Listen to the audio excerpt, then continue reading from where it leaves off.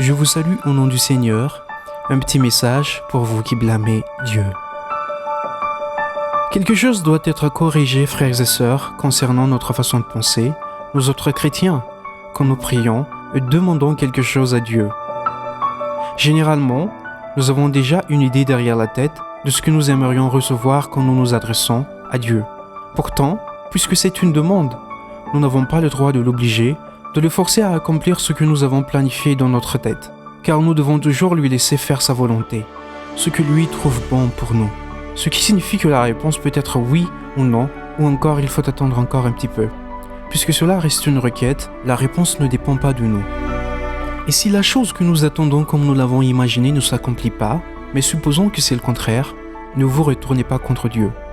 Sinon, c'est comme si vous priez juste pour avoir quelque chose, et si vous obtenez la chose demandée, vous continuez à prier, mais si ce n'est pas le cas, vous tournez le dos à Dieu.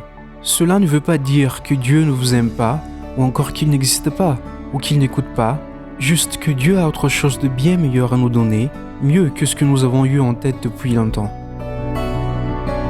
Nous devons croire en cela car la parole de Dieu dit « Car je connais les projets que j'ai formés pour vous, dit l'Éternel, projets de paix et non de malheur, afin de vous donner un avenir et de l'espérance. » Jérémie 29, 11.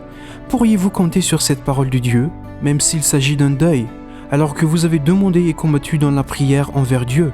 N'oubliez jamais, frères et sœurs, peut-être que vous ne comprenez pas pour le moment.